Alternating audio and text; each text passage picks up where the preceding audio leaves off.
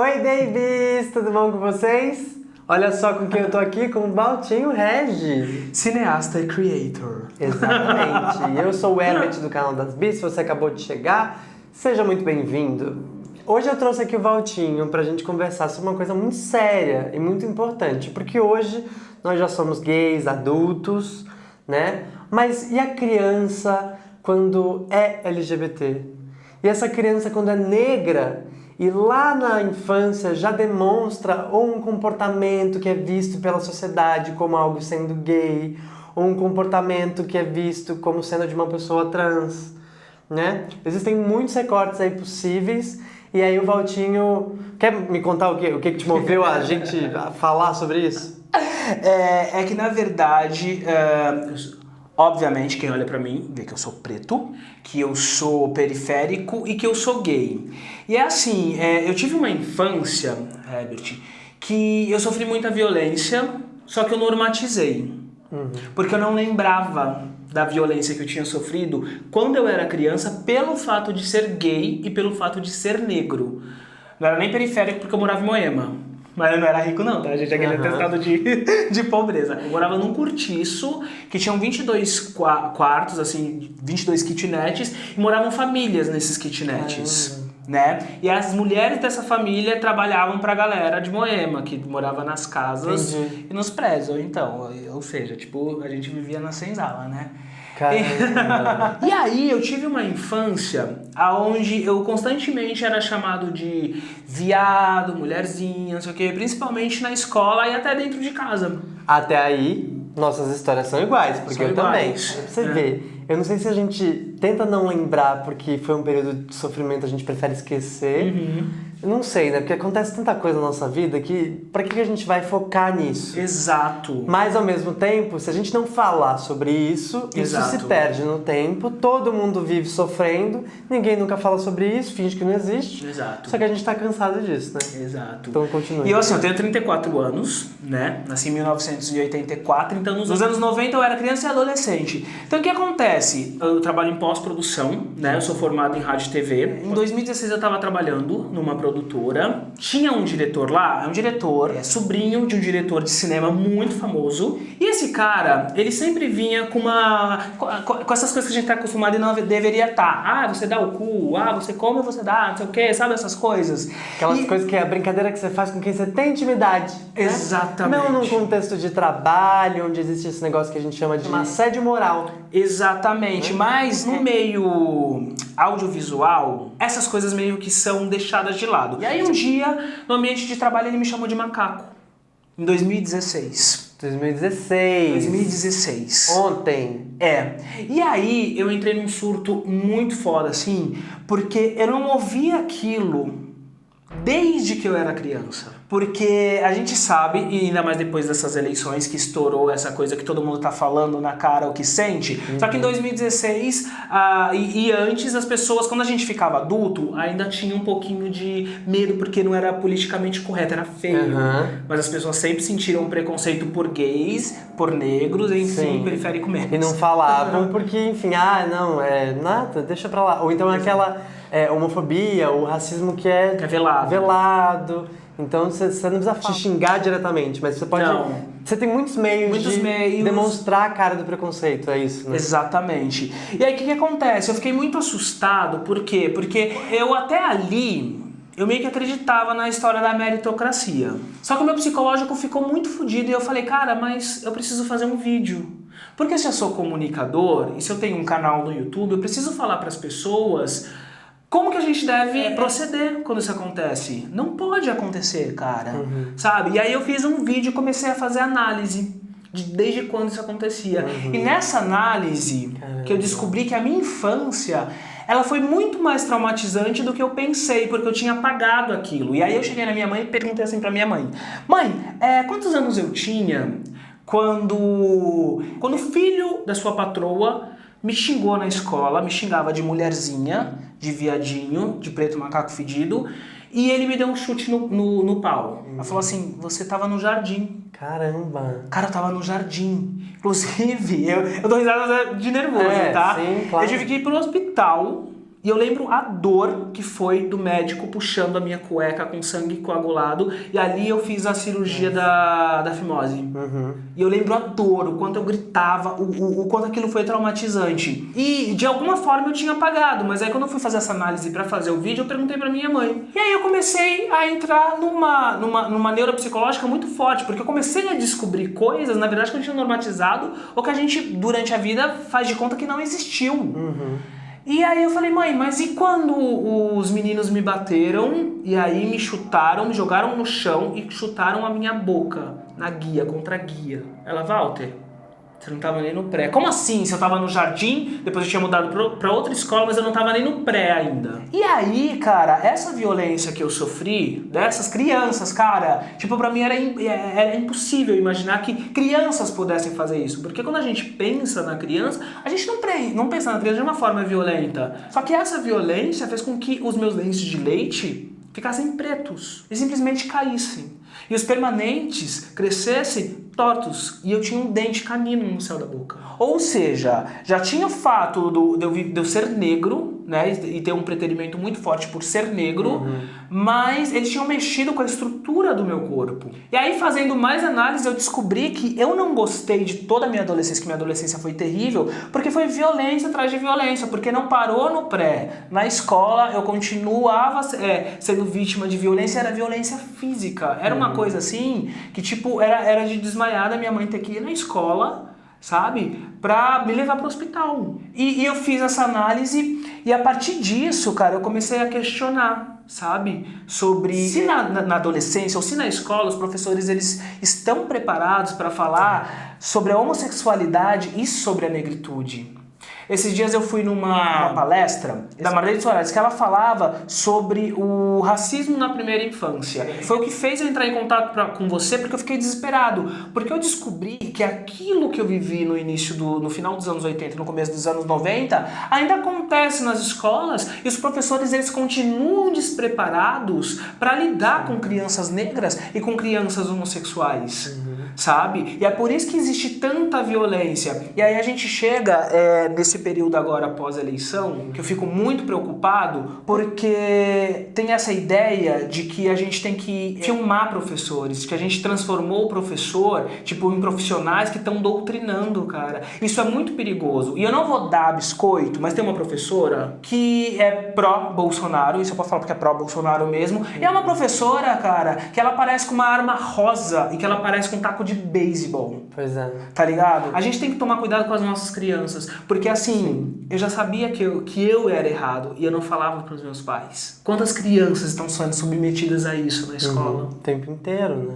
E eu acho que é isso que a gente tem que levantar, sabe? Porque é uma coisa que eu normatizei e eu não deveria ter normatizado. Sim. Tanta informação que eu tô tipo, eu não sei nem por onde puxar pra gente continuar esse papo. É que é pesado. Porque é pesado, é isso, tipo, por mais que eu tenha sofrido e tido momentos ao longo da minha vida inteira, estudando em colégios também, particulares, no caso sua mãe trabalhava, você era bolsista, eu não era bolsista, mas mesmo assim, tipo, eram contextos parecidos, né, no primeiro momento. Mas é isso, eu nunca vou entender o que é ser uma pessoa negra, né? Eu nunca passei pela experiência de uma pessoa negra, em especial como criança e com uma situação de violência e de agressão física como você passou. E a gente não presta atenção nessas diferenças que são extremamente importantes pra gente analisar os contextos e poder mostrar para as crianças. A gente falou, inclusive, nos vídeos há pouco tempo atrás, que a Escócia aprovou na pauta do ensino básico uma matéria para falar sobre direitos dos LGBTs. Porque é isso que acontece todos os dias. Violência e bullying todos os dias. Por muitos motivos. Por ser pobre,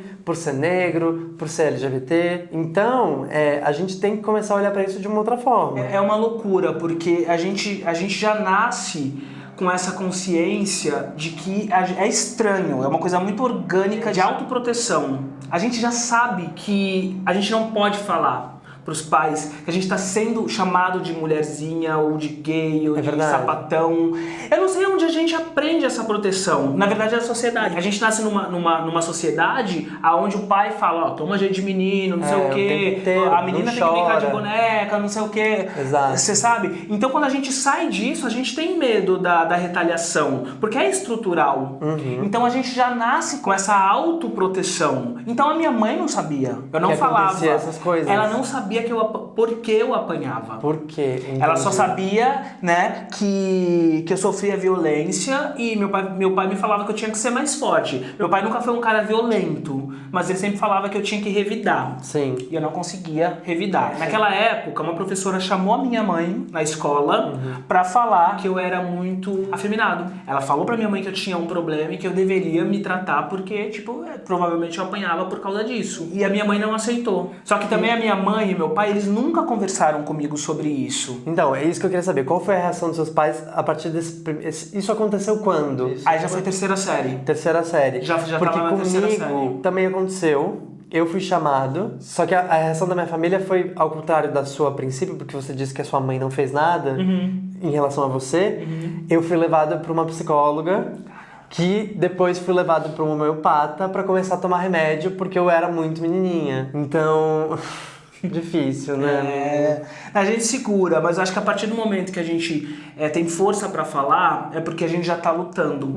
E as outras pessoas precisam ouvir, né? Então a gente precisa estar forte pra isso. Tô enxugando aqui, gente, porque tá muito calor, tá? Eu tava falando desde outro vídeo. Obrigado. Foi horrível ser adolescente, eu acho que é por isso que hoje eu ainda tenho esses traços meio, tipo, essa coisa de não aparentar a idade que eu tenho. Porque eu sou muito feliz hoje sendo adulto, cara. Eu tenho 34 anos, mas eu sou muito feliz sendo adulto. Duas coisas pra falar em relação a isso, desculpa te cortar. Eu sempre olho pra galera que é hétero, assim, minhas primas, e aí vejo elas falando, nossa, o colégio foi a melhor época da minha vida. E aí eu falo, a melhor época da minha vida é agora. É agora. Porque é agora que eu tô vivendo. Exatamente. E aí com as meninas, chegou um momento assim da minha vida, agora há pouco, né, ano passado, sei lá, tipo, de coisa boba, de eu sair ficando com todo mundo, e de eu me divertir, de eu curtir a minha vida. Foi esse ano? Foi ano passado. Não foi? Foi esse ano? Ano passado você tava em crise. É verdade, é verdade. E aí as meninas viravam pra mim e falavam assim, cara, parece que você tem 13 anos. E aí eu levei isso pra terapia. Eu falei, as meninas falaram que eu tenho 13 anos. Eu não gostei que elas falaram isso. E aí o psicólogo virou pra mim e falou assim, você já teve 13 anos? E aí eu parei e falei, cara, eu não tive 13 anos, de fato, tipo... E tive espaço pra viver a minha vida do jeito que eu sou, realmente. Eu tive que pular essa fase, é isso. E isso é uma treta familiar que eu sempre falo lá dentro de casa quando tem alguma discussão com um parente e tal. Que é assim, vocês conhecem um Herbert que é outra pessoa. Era um pedaço do que eu poderia ser dentro daquele espaço. Hoje eu sou uma coisa muito maior. Mas essa é a parte boa que a gente fala sobre a gente se conhecer, sobre a gente se libertar. Porque a partir do momento, eu acho que os gays principalmente são mais felizes, mais alegres, a partir do momento que a gente...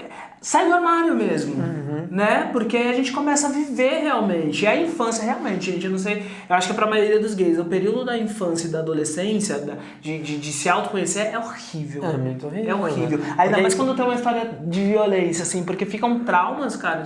As pessoas, elas tocam no nosso templo, sabe? Eu acho que ninguém deveria tocar no templo da outra pessoa. Então eu acho que é por isso que a gente é tão feliz agora.